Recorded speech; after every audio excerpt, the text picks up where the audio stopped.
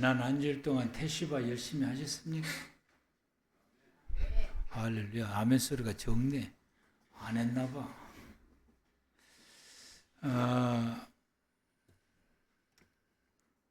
테슈바는 내게 다가오는 하나님의 나라를 내 안에 이루어지게 합니다. 그래서 천국의 삶을 살고 천국에 들어갈 사람들은 테슈바가 더없이 중요하다. 우리는 이 테슈바 회개를 한 번으로 끝나는 것이 아니라 매번 해야 되는 거죠. 밥 먹듯이 해야 되는 것이 테슈바입니다. 밥 먹듯이 해야 되는 것이. 왜냐하면 우리가 끊임없이 주로부터서 멀어지는 곳으로 가기 때문에 그러합니다. 테슈바는 언어와 생각과 마음에만 머물러 있게 된 거지. 생각으로 회개하고 말로 회개하고 그리고 마음속으로만 회개하는 것, 이것이 진정한 테슈바가 아니고 행동으로 나타나 삶을 완전히 바꿀 때에, 그때에 하나님께서는 너는 테슈바했다, 회개했다 이렇게 말씀하시고, 그리고 그 열매가 내 삶 가운데에 비로소 맺혀지게 되고 결과가 나타나게 되는 것입니다. 진정한 테슈바는 하나님으로부터서 멀어졌던 나를 돌이켜서 하나님께 나아가 하나님과 함께 거하는 것이 우리의 테슈바인 것입니다. 이스라엘 백성들은 이 테슈바를 이루기 위해서 세 가지 기도문을 외우면서 행했다. 그럼 완성해 갔다라고 했죠. 첫 번째가 스리꽃 기도문을 외우면서 이웃과의 관계를 회복해 가고, 아삼누 기도문을 외우면서 함께 더불어서 생활해 갈 공동체를 회복하고 이루었다라고. 나 혼자가 아니고 더불어서 살아갈 이 공동체를 회복했고, 티실리크 기도문을 외우면서 이러한 하나님의 그 뜻과 의지를, 내가 강력한 의지를 가지고 하나님이 원하시는 것을 이루어 갔다. 이 기도문을 외우면서 그리했다. 그리고는 그들이 7월 1일 이 새로운 해, 그리고 새로운 첫 번째 달을 맞이해서 새로 시작하는 새해에 그들이 새로운 삶을 시작을 하게 되었다라고 하는 것이 이들의 회개와 삶으로 이루어지게 되는데, 우리가 구역 모임을 할 때에 그 하나님으로부터서 받으신 은혜와 감동과 깨닫는 것을 우리가 잘 나누셔야 됩니다. 근데 여러분들 이걸 나누시다가 감동을 나누셔야 되고 깨닫는 은혜를 나누셔야 되는데, 가끔가다 여러분들이 여러분의 감정을 나누실 때가 있더라고요. 감정을 나누는 것이, 은혜 나누는 것이 결단코 아니고, 이 감정을 나누게 되면 원망과 불평이 쌓이게 돼 있어요. 다른 사람들을 죽음의 길로 몰아갈 수 있게 돼요. 그래서 우리가 이 감정을 나누는 것이 아니야. 근데 이제는 여러분들이 감동과 감격과 받은 은혜를 나누는 것에 한 걸음 더 나가서 테슈바의 결과를 나누셔야 돼요. 내가 이렇게 하나님 앞에 회개하였더니 하나님께서 나에게 이런 은혜를 주시더라. 이런 역사를 베푸셨더라. 내가 이런 은혜를 경험했다. 라고 하는 이런 이 테슈바를 여러분들이 나누시게 되고, 그 테슈바를 통해서 여러분의 삶이 새롭게 시작할 수 있는 은혜의 삶이 되기를 바랍니다.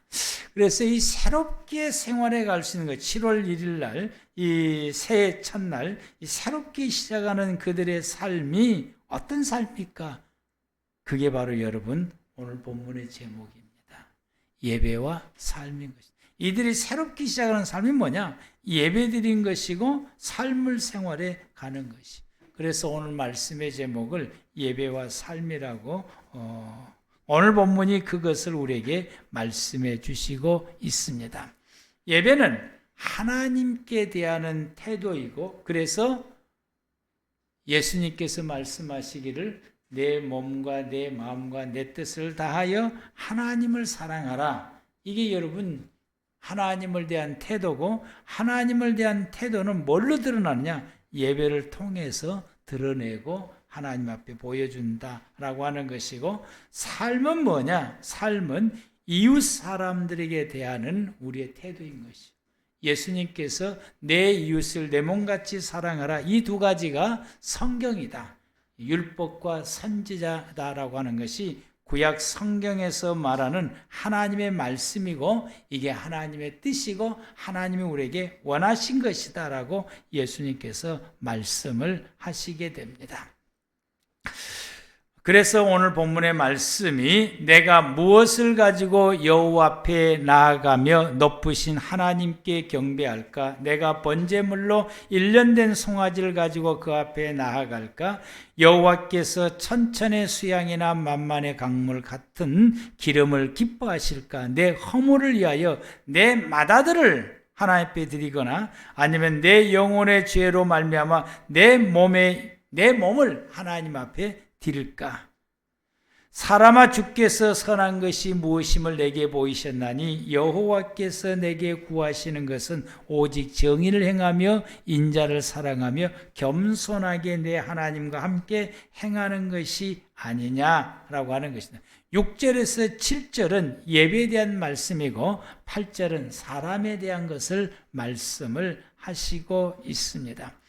하나님께서 기뻐하시는 것이 무엇일까요? 최고의 제물을 준비해서 드리는 것일까? 수많은 제물을 준비해서 셀 수도 없는 수많은 제물을 하나님 앞에 드릴 때에 하나님이 기뻐하실까? 하나님이 원하시는 것은 8절에서 말씀해 주시고 있습니다. 정의를 행하고 인자를 사랑하고 하나님과 함께 동행한 것이다 라고 말씀했습니다. 이 말씀을 조금 더 구체적으로 하신 말씀이 신명기서 10장 12절에서 19절 말씀 가운데, 이스라엘아, 내 하나님 여호와께서 내게 요구하시는 것이 무엇이냐? 곧 내 하나님 여호와를 경외하며 그의 모든 도를 행하고 그를 사랑하며 마음을 다하고 뜻을 다하여 내 하나님 여호와를 섬기고. 이게 하나님을 대하는 태도고, 그 태도가 뭘로 드러난다고요? 예배로 통해서 드러나게. 내가 오늘 내 행복을 위하여 내게 명하는 여호와의 명령과 규례를 지킬 것이 아니냐? 모든 하늘의 하늘과 땅과 그 위에 만물은 본래 내 하나님 여호와께 속한 것이로되, 여호와께서 오직 내 조상들을 기뻐하시고 그들을 사랑하사 그들의 후손인 너희를 만민 중에서 택하셨음이 오늘과 같으니라. 그러므로 너희는 마음에 할례를 행하고 다시는 목을 곧게 하지 마라. 굳은 말을 하지 마라. 너희 하나님 여호와는 신 가운데 신이며 주 가운데 주시요 크고 능하시며 두려우신 하나님이시라. 사람을 외모로 보지 아니하시며 뇌물을 받지 아니하시고 고아와 가부를 위하여 정의를 행하시며 나그네를 사랑하여 그에게 떡과 옷을 주시나니, 너희는 나그네를 사랑하라. 전에 너희도 애굽 땅에서 나그네 되었음이라.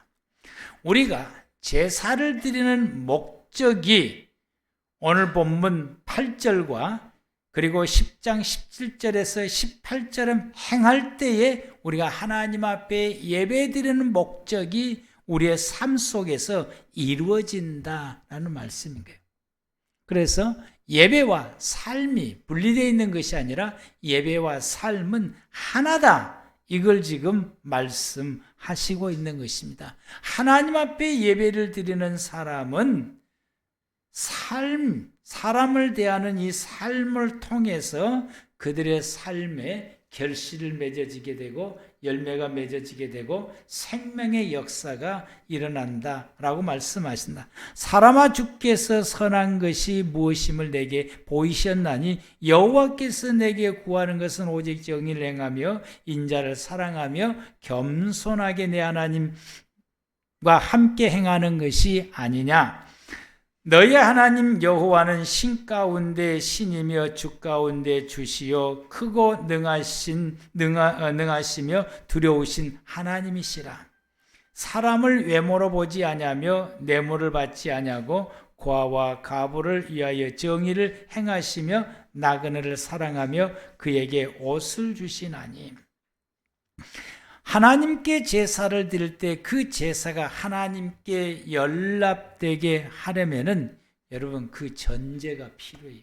내가 하나님 앞에 예배를 드릴 때에 내가 드린 예배가 하나님께서 기뻐 받으실 수 있으려면은 그 전제가 필요하고, 내가 드리는 이 예배가 우리가 살아가는 우리의 삶 가운데서 결실되어서 열매가 맺어지게 되고 생명 역사가 일어나려면은 예배드리는 사람이 사람을 대하는 태도에 의해서 결정된다고 하는 것이 오늘 본문의 말씀입니다.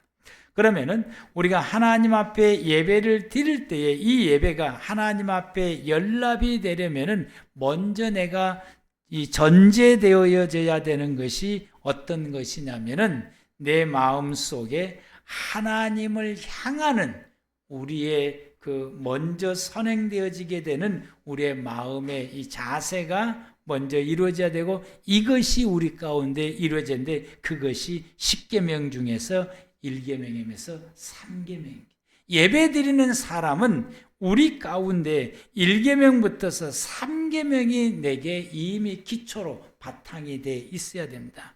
기초로 바탕되어 있는 1계명, 3계명은 하나님 외에 다른 신을 내 안에 두지 않는, 오직 내 안에는 하나님을 향하는 하나님만이 나의 하나님. 아멘. 하나님만이 나의 하나님이고 내가 믿고 따를 나의 신은 진정으로 여호와의 하나님 그분뿐이다라고 하는 것이 내게 먼저 이게 바탕으로 선행되어 있어야 되고, 내 안에 하나님 외에 다른 우상들을 만들거나 내 안에 다른 우상들이 있어서는 안 되는 것입니다. 하나님의 다른 것이 내게 들어와서 이 신관을 어지럽히거나 이 신관을 이게 변질되게 하면은 안 된다고. 우상은 하나님을 향한 신관을 변질되게 만드는 것이 우상인 것입니다. 그것들 향해서 절하지도 말고 만들지도 말고 라고 하나님 말씀하시게 됩니다. 그리고 하나님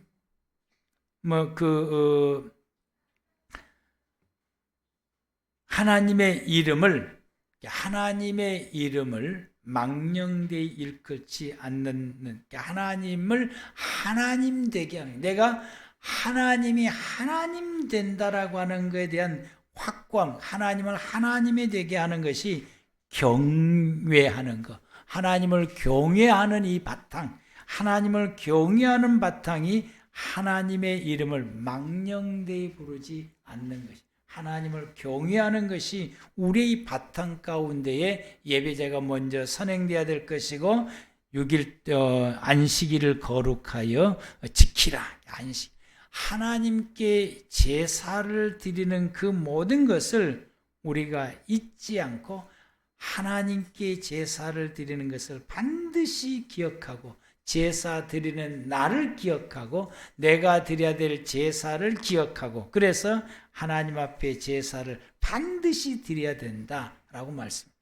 예배를 드려야 된다는 말씀이. 이게 여러분 이 세 가지의 이 계명, 네 가지 계명인가? 네 가지의 이 계명이 네 가지 계명, 이 네 가지 계명이 이것이 우리 가운데 바탕으로 서 있어야, 그리고 하나님 앞에 예배를 드릴 때에 하나님께서 우리의 이 예배를 받으시고 연락하신다라고 말씀을 하시게 됩니다. 그래서 이 말씀은 하나님에 대한 내 신관이 바르게 서 있어야 되는 거예요. 바르게 서 있을 때에 하나님에 대한 신앙이 바르게 서 있지 않으면은 우리가 하나님을 향하여서 온전한 예배를 드릴 수가 없습니다. 하나님을 향한 신관이 바로 서길 바랍니다. 우리 가운데는 하나님의 다른 신이 없습니다. 하나님을 향한 여러분의 신앙이 흐트러지게 하는 모든 것들이 우상입니다. 하나님을 향한 신앙을 흐트러지게 하는 것이 여러분 주변에 너무 많이 있어요. 그것이 내 마음 중심에서 하나님을 향하는 이것이 흐트러지게 하는 이것이 우상이기 때문에 그것이 없어야 돼요. 그래서 하나님을 향하여서 흐트러지지 않고 오직 하나님께 집중되어 있는 것, 이것이 지난주에 말씀한 것처럼 청명하다라고, 청결하다라고 말하게 됩니다. 그리고는 내가 하나님께 왜 제사를 드려야 되는지, 제물을 드리는 본질에 대해서 우리가 이해를 해야 되는 것입니다. 오늘 내가 왜 하나님 앞에 예배를 드려야 되는지, 내가 하나님 앞에 드려야 될 예물이 어떤 것들인지, 왜 내가 이런 예물들을 하나님 앞에 드려야 되는 것인지, 이것을 우리가 이해하고 그 의미를 알고 깨닫고, 그리고 그 제물을 하나님 앞에 드려야 되는데, 이것을 알지 못하고 내가 오늘 왜 예배를 드려야 되는지, 이 예배를 통해서 내가 어떤 목적을 이루어야 될 것인지, 우리 꼬맹이들은 오늘 목적을 다 이뤘어. 과자를 이제 탁 사모님이 사준 거예요. 매주마다 이 기대감을 가지고 저들이 나와요. 매주마다. 근데 매주마다 이 기대감을 이루어주더라고. 우리는 매주마다 주의 성서에 나오는 것은 이 목적을 우리가 알고 그것을 이루어야 되는 것이고, 내가 하나님 앞에 예배를 드리고 찬양을 내가 드리게 되고, 기도를 내가 하게 되고, 또 오늘 여러분들이 예물을 준비드렸는데, 이 예물 하나하나에 이 예물에 내가 이 예물들이 어떤 의미가 있고, 그리고 내가 어떤 마음을 하나님 앞에 드려야 되는 것이고, 또 드리고 있는지를 우리가 예배를 드릴 때 이걸 이해하고 그것을 이루어서 하나님께 예배를 드릴 때 하나님이 기뻐 받으시고, 이것을 모르고 예배를 드리면, 그래서 이스라엘 백성들이 그런 것들을 알고 예배를 드릴 수 있도록 장치를 몇 가지를 해놨어요. 성전에 들어올 때에 들어온 입구를 길고 작고, 이 계단을 길고 좁고 만든 거예요. 급하게 오지 말고 천천히 와서 미리미리 오라고 하는 거예요. 예배를 왜 드려야 되는지에 대해서 그것을 충분히 숙지를 하고 그 목적을 가지고 예배 드릴 수 있게 하시고, 그리고는 안식일 되기 전날부터서 내일 안식일 날 지킬 거에 대해서 사전에 다 준비하고, 사전에 정지할 거 정지하고, 처리할 거 처리하고, 끊을 거 끊고, 해결할 게 사람과의 관계 속에서 해결할 게 해결하고, 이 모든 것을 다 하게 되는 것은 내가 왜 예배를 드리고, 이 예배를 통해서 내가 무엇을 이루어야 되고, 그리고 내가 준비해야 될 제물들에 대해서 세밀하게 살펴서 정결한 제물로 살펴서 준비를 하게 하고, 어떤 제물 드려야 될 것인지 이것을 준비하게 하는 건 그 모든 것에 대한 의미를 알고 어떤 목적을 가지고 하나님 앞에 드려야 될 것인가, 그것을 알기 위함인 것이죠. 이것을 알아서 우리가 분명한 예배를 드리고, 예배를 통해서 분명한 목적을 이루게 되고, 그 의미를 우리가 하나님 앞에 살려서 맞춰서 드리게 됐을 때 하나님이 그것을 받으신다라고 말씀을 하시게 됩니다. 아멘. 그래서 우리가 제사를 드리는 목적은 하나님과 하나 되기 위해서 제사를 드려요. 그래서 제사의 이름을 고르반이라고 말해요. 고르반이라고 하는 것은 하나님과 나와 하나 되기 위해서. 하나님과 나와 하나 되기 위해서는 반드시 뭐가 필요하냐? 제물이 필요하다. 구약성. 제물이 반드시 필요하다. 그래서 이 제물은 하나님께 드려진 것입니다. 하나님께 드려지는 것이. 이 제물은 내 것이 아니고 하나님의 것이요. 그래서 그 제물을 여러분 뭐라고 말하는 줄 아십니까?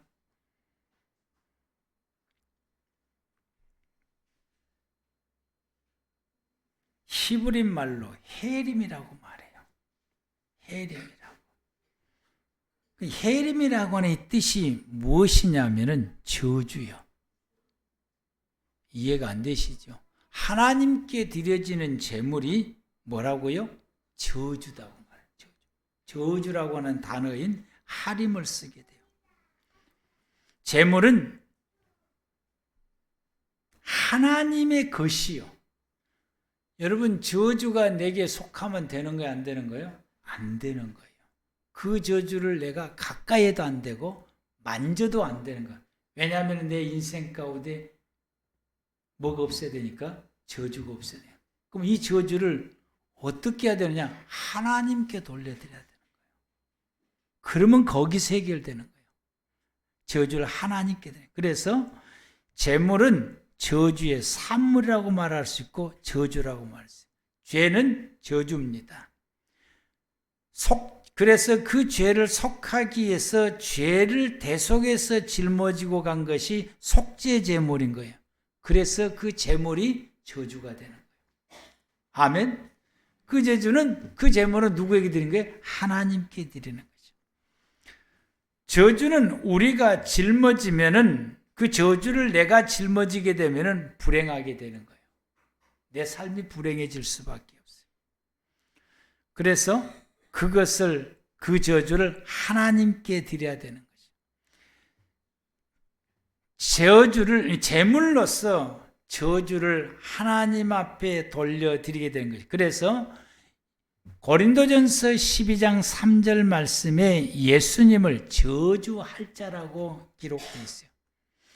그러므로 내가 너에게 알리노니 하나님의 영으로 말하는 자는 누구든지 예수를 저주할 자라 하지 아니하고 또 성령으로 아니고서는 누구든지 예수를 주시라 할 수 없느니라 라고 말합니다. 저주할 자.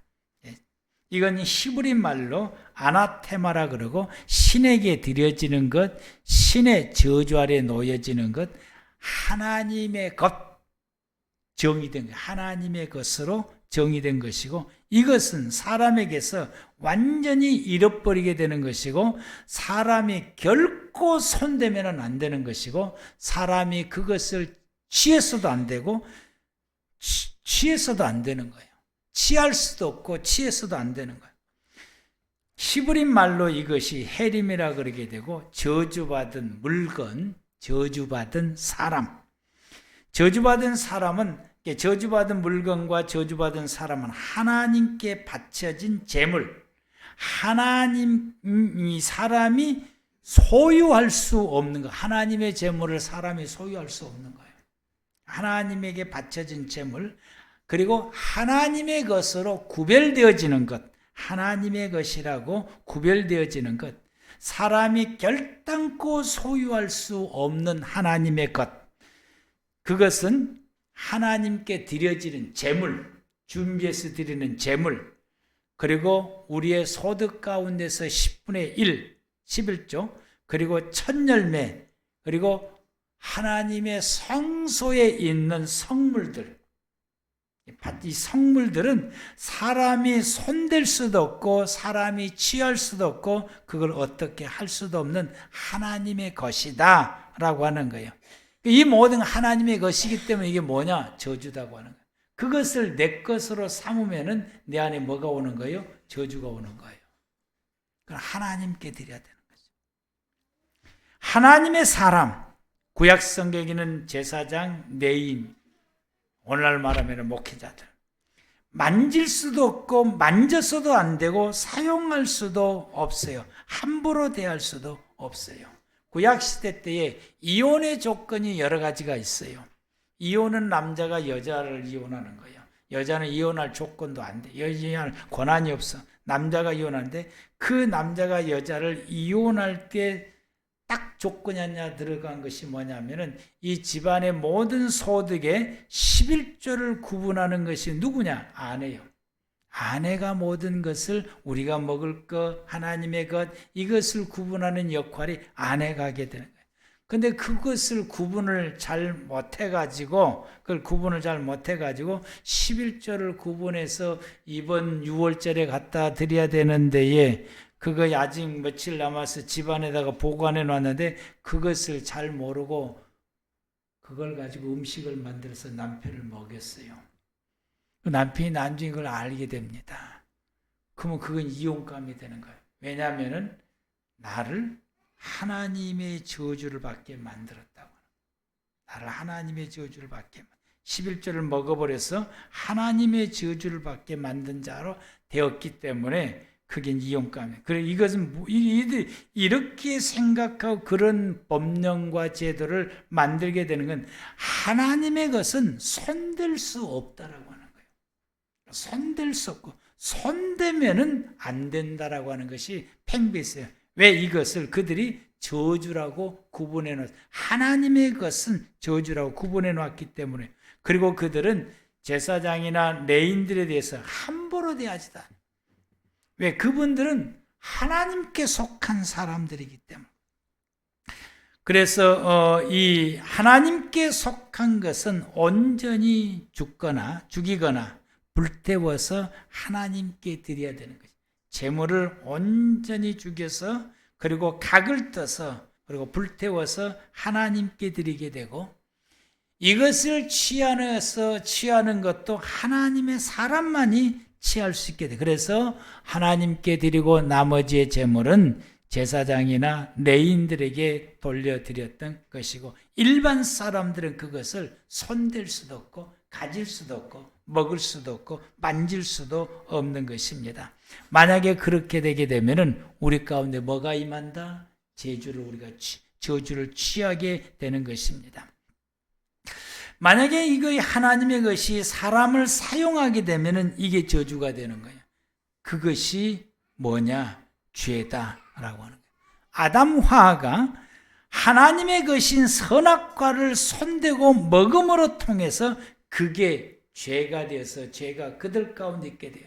죄가 그들 가운데 있다고 하는 건 그들이 어디 아래 놓여지는 거예요? 저주 아래 놓여진 거죠. 저주가 그들 가운데 있는 거예요.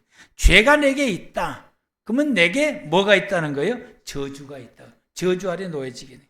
그러면 이 저주를 하나님께 돌려야 되는 거예요. 뭘로? 제물로 통해서. 아멘. 제물로 통해서. 그래서 이스라엘 백성들 하나님 앞에 제사를 드릴 때에 그 제물에다가 자기의 모든 죄를 뒤집어 씌우는 안수 기도를 하게 되는 거예요. 그리고 하나님 앞에 드리는 거예요. 제물로 드리게 되는 거예요. 그러므로 통해서 내게 있을 저주가 풀어지게 되는 것이죠. 내게 있는 이 모든 저주가 풀어지게 되는 거예요. 그래서 하나님 앞에 드리는 이것을 해림, 저주라고 말하는 이유가 여기에 있는 것입니다. 사도 바울이 예수님을 저주할 자라고 말하는 것은 유대인의 제사법에 따라서 이해하고 설명하게 되는 것입니다. 예수님을 하목제물이라고 말하게 되고, 예수님은 우리의 죄를 짊어지고 죽으신 속죄의 제물이 되는 것입니다. 예수님께서는 하나님께 드려지는 제물인 것이 하나님께 드려지는 제물이기 때문에 구약의 제사법에 따라서 예수님을 저주할 자, 즉 하나님께 드려지는 우리의 속죄제 제물이요 화목 제물이다라고 말하게 되고, 그래서 예수님이 제물로서 우리의 저주를 하나님께 드렸다. 아멘. 하나님께 드렸다라는 것이 이 고린도전서 12장 3절에 예수를 저주할 자라고 말하는 것이 이렇게 되는 것입니다. 그래서 예수님이 우리의 모든 죄의 짐을 저주를 짊어지고 하나님께 드려지게 되므로, 제물로서 드려지게 되므로 우리에게 임하는 저주의 고리가 풀어지는 거예요. 죄가 사라지게 되므로 저주의 고리가 풀어지게 되는 것입니다. 그래서 우리가 죄 사함의 은혜를 잊게 되고 저주가 사라지게 되므로 우리의 삶 가운데 하나님의 복이 임하게 되고 삶이 회복되는 은혜가 임하게 되고 구원의 역사, 생명 역사가 우리 가운데 임하게 되는 것이고, 이제부터 우리가 하나님 앞에 나가서 하나님과 함께 하나 될 수 있는 복이 우리에게 열려지게 되는 것입니다. 그래서 그 예수를 예수님께서 그 다음에 말씀하시기를 우리의 구주, 구세주라고 말하게 돼요. 예수님이 우리의 구세주라고 고백하는 것이 바로 이 의미를 가지고 있는, 예수님이 우리의 속죄제 제물, 저주를 하나님 앞에 저주가 되셨으므로 우리를 구원해 주시는 구세주가 되셨다라고 말씀을 하시게 됩니다. 이로 통해서 우리의 삶 가운데 축복이 이루어지게 되고 우리가 축복의 삶을 생활해 갈 수 있게 되는 것입니다. 이것이 우리의 삶 가운데서 결실로 맺어져야 돼요. 결실로.